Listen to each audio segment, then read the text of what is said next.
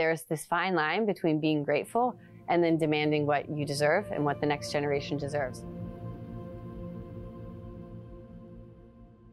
Hvorfor jeg ville til ikke så mange timer i det her? Det er fordi jeg er glad for det. Jeg ville ikke kunne se, hvem jeg skulle være, hvis ikke jeg havde min fodbold. Fodbold er så stor en del af min identitet. Hvis du fjernede min fodbold, der tror jeg, jeg ville være helt i vildrede. Altså, jeg har jo altid sagt højt, også som yngre, at min største drøm var at blive professionel fodboldspiller. Men altså, der er der blevet sådan trukket lidt på smilebåndet, eller hvad man siger, i forhold til, at det måske ikke var så normalt dengang.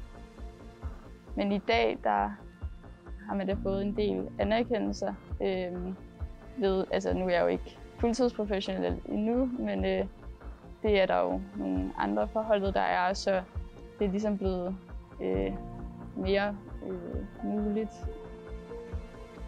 I think for me it started the same way that it does for a lot of little girls.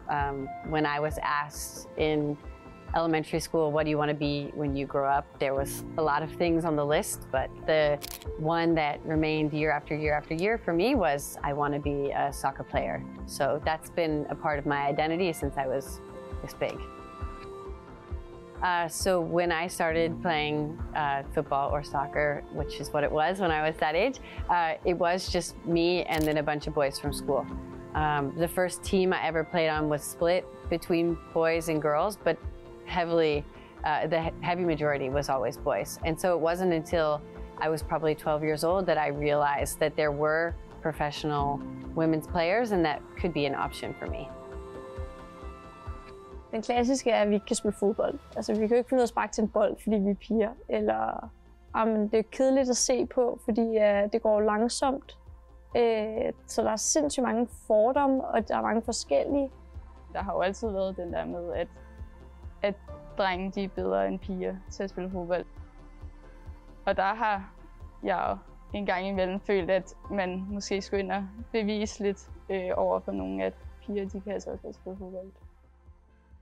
Så nogle af de der kommentarer, man er også bare nødt til at have lidt brede skuldre, og så sige, om i på kassen med dem, og så videre. What we do is the same as the men. No, the product doesn't look the same, but we put in the same amount of hours, the same effort. So I think that bias still has some work to be done.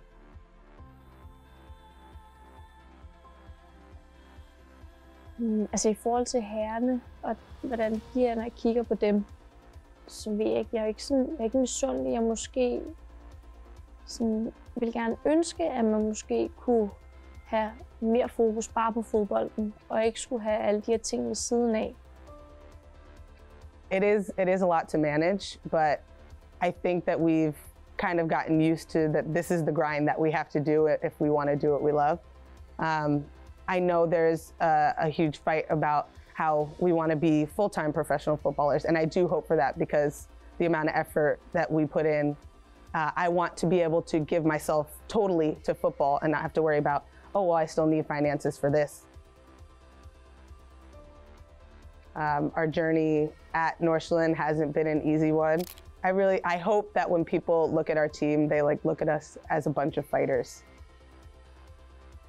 Altså det her med, at det ikke er lige så nemt som kvinde, at måske komme til at spille professionelt og få samme vilkår, men samme arbejdsindsats. Altså det har da påvirket en. Jeg har da tit under det her haft fodbold, som jo er de samme timer og samme mængde som herrerne, og der er de samme forventninger til os.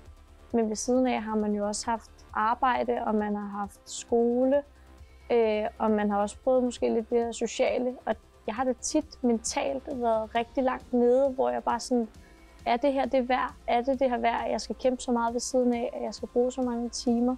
Og ikke føle, at jeg måske altid var det bedste sted fysisk og mentalt.